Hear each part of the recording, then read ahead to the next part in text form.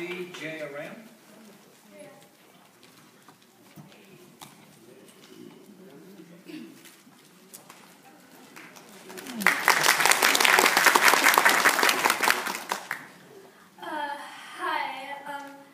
So I just came here, so first of all, I'll introduce myself. I'm Ria, and I'm 11.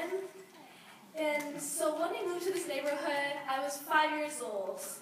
And I left everything, so my school, all my old friends, to come here because we thought it'd be great for our family.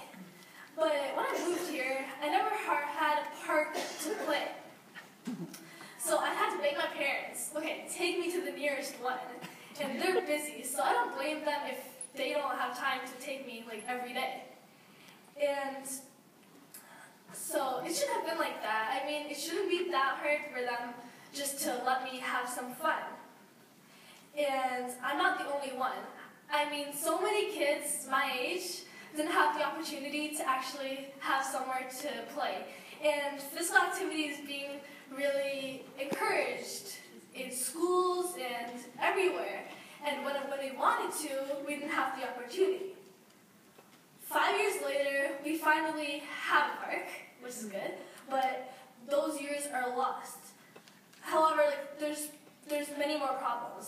So first of all, the portables, I understand you need room for more students, but that's been invading in our play space. At recess, we don't have nearly as much space as we used to. And also, there's been less developments, which is leading to less green space. So for the kids who live near the school, all my friends who live near the school, they don't have anywhere for them to go. And he talked about building this, some open space in the middle, close to the cathedral. And that's great, but if it's not for the public entirely, then what's the point? And plus, we don't know when we're getting, the park took 5 years, right, since I moved here. I don't know how many other people didn't have it. So I feel like many other kids who live in other locations, because you can't, many of those kids are young, right? They can't just go on their own and walk away. So I think it's really important that even everywhere, wherever you are, the kids have somewhere to go and actually enjoy themselves. And if it's going to take another, 10 years, then that's another generation of kids.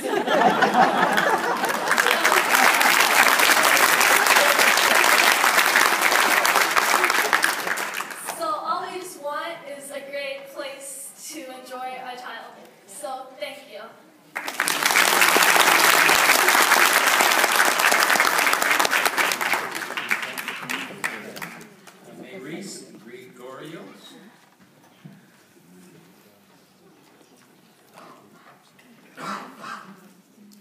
Good evening, everyone. I'm just a little bit confused, and I'd like to clarify it, because in my mind, you're dealing with the terms of reference, and then we swing between the two.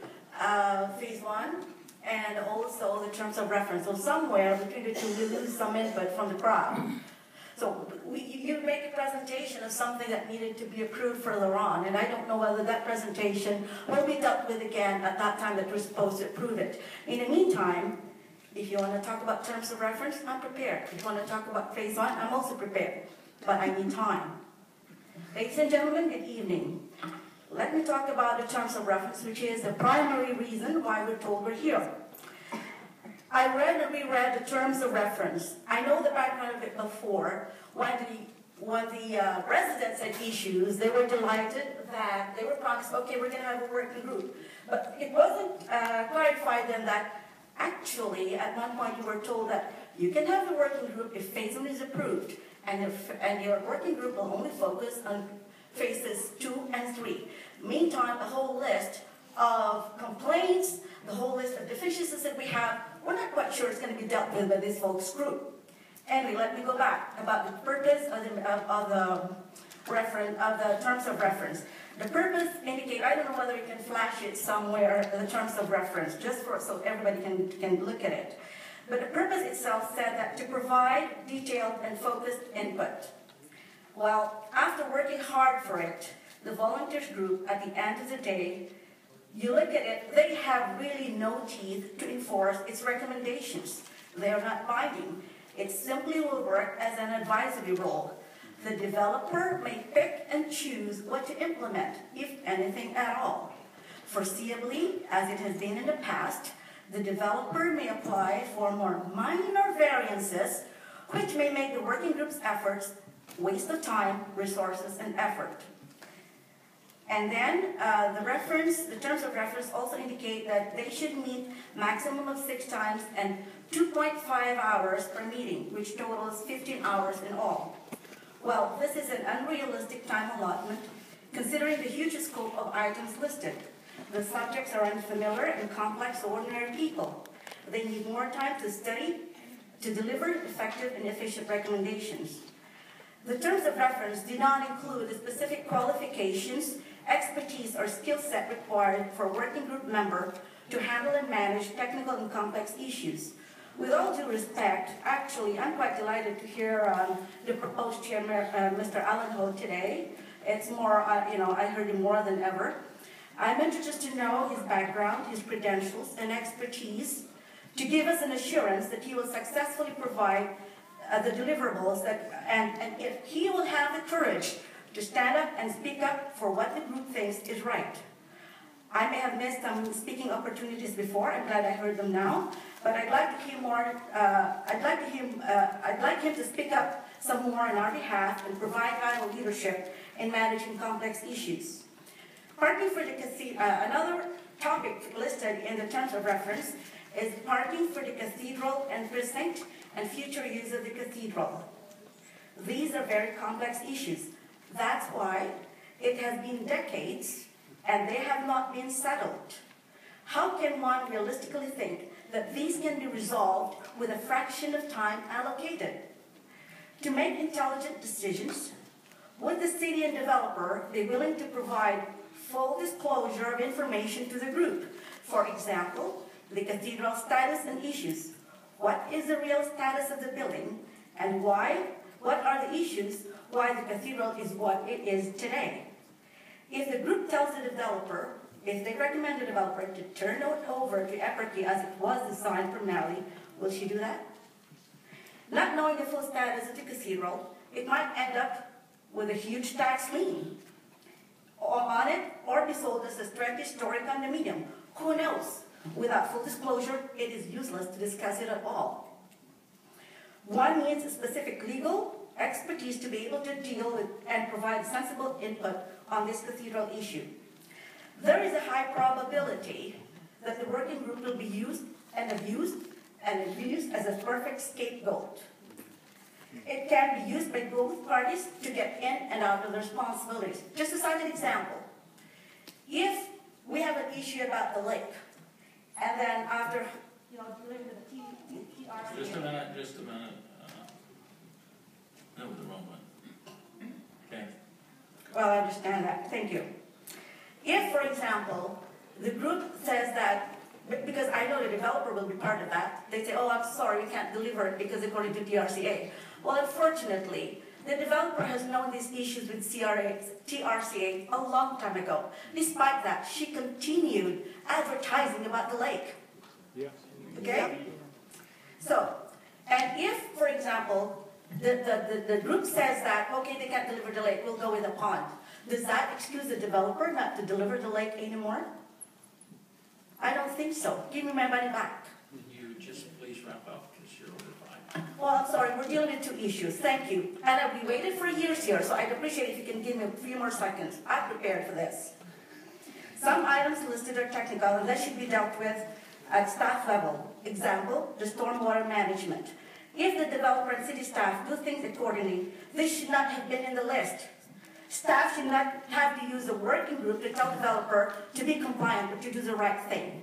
My question for anyone who will be part of this volunteer or this reference in terms of the working group, will the volunteer be covered by a public liability and volunteer insurance coverage? Will she be covered?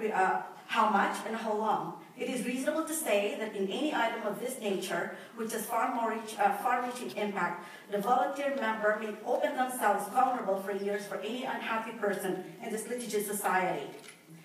We do not need 750,000 words of consultation to deliver what we need. We just need the city to be accountable, to keep an eye and make sure that the developer delivers what they have said they would. Okay? Just one last thought, that's it, one last thing. Thank you. One last thought about phase one, because you have two issues, and I should actually be titled two deputations. Phase one. Marie, you're way over, so just... I'm sorry, but you know, you're getting the two Give her time. Give her time. Give her time. And you want one deputation? Thank you. We waited for years. I need a few more minutes, please. Thank you. I deserve it. Yep. The developer says that phase one is a minor variance. Well, unfortunately, I look at it a different way. Because we have parking issues with the cathedral. They gave away the parking lot, or the real estate property of the cathedral. We should have been able to accommodate that. We have no specific structural plan for the parking lot of the cathedral. You give away phase one. Where else are you going to put the parking for the cathedral? Thank you.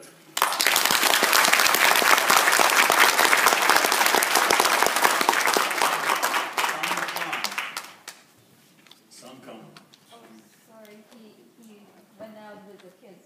What's that? He went out with the kids. I can't hear you. She went up. Yeah, next one first, maybe. Yeah, come back. Is it Wing Blue? Wing Blue. She is. You go right there, right there. Would I be able to share a few pictures with the projector? Now you gotta go to the middle. Last round I saw that you can project with the picture on the table.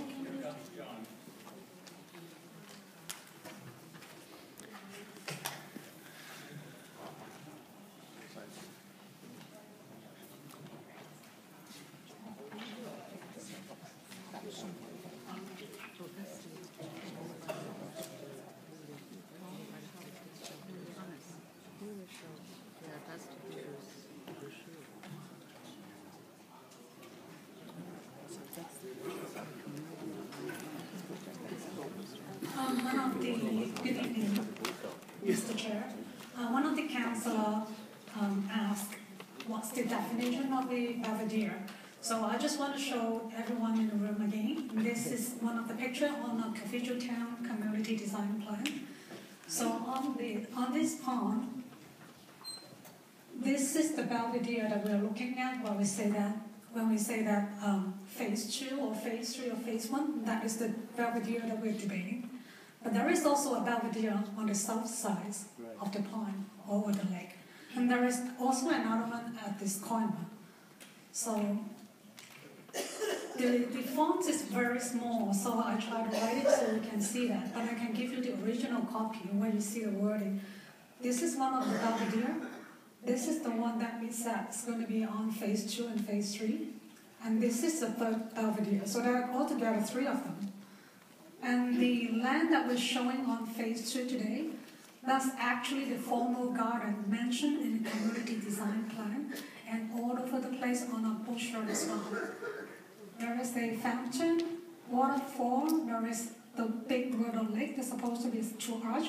So this is one of the diagrams on the community design plan showing us how one of the illustration how it could be. I'm not looking at exactly the same delivery, but I'm hoping that there was something close to this. So that's my drawings about the pond and or the lake and about the deer.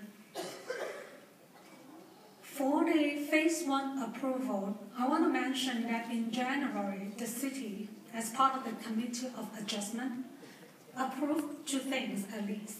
One is it allowed the land of the cathedral being transferred to King David so that they can develop more. as part of the transfer, that leaves no land, absolutely no land for the cathedral. So if we look at, I didn't bring one of the picture with me, but if we look at the diagram, the log of the cathedral today, it will be just the footprint of the cathedral itself, absolutely no space for parking. So we were told that the parking will be accommodated at the precinct area. First of all, the city gives them an exemption. By law, require parking for the church should be at the same lot as the church. Now there is exception. Now they told us that the church's parking will be at the precinct area. Before we see the details of that, I am very concerned we go ahead and approve part of the development of the precinct, which is phase 1. The reason is, since now the cathedral doesn't own the land and doesn't own the parking, what is the detailed arrangement of the parking? Who's going to maintain it? Are we going to pay for the parking if I go to the church? Is somebody from a different community come to the church, do they pay for parking? If people have to pay, would people say, oh, I want to save my $5, now I'm going to park at some of the neighbors' streets or somebody's house? And ongoing maintenance and all that, I'm saying that if we try to approve anything in precinct, we need to see a solid plan and a detailed arrangement. It was mentioned earlier, parking for the residential of phase 1 and 2, the 2 condo. It's at 160 is going to be underground. I didn't get it whether it was 17 or 17. It's going to be on High Street. Another 10 is going to be on Pope John Paul. On High Street today, most of the commercial hasn't been open. And with one of the cafes there open at night, 85% or 90% of the parking on High Street is taken today. Not to mention the rest of the commercial hasn't opened. So I don't know how we're going to use those space to accommodate some of the condo residential. Even the parking for the High Street today, we don't have nearly enough. And that is part of the concern that we should address, as opposed to moving some of the residential parking to high streets. That should be the other way around. Community design plan, and a lot of the documents, DSC minutes, and also our discussion with the developer and information section, the community design plan is quoted in numerous occasions. But now on Saturday, I was very disappointed that we are told this is not a statutory document. So guidelines that we quote from the document, I'm told that that's irrelevant. I'm so confused. Why, when there is to the advantage of the developer, we are quoting the community design plan, when this is to the benefit of the residents, we say that's not a statutory document. The reason I brought it up, Go ahead. The reason I brought it up is in the community design plan, it's stated clearly in at least 6, 7, or 8 occasions, we have to protect the view and the vista of the cathedral, how it is the central focus point of a community, how it is the prominent views of a community. And it has details stipulating the height of the building around it. I understand secondary plans say 4 to 6 level, but the community design plans say adjacent to the cathedral, which is north and south of it, is higher.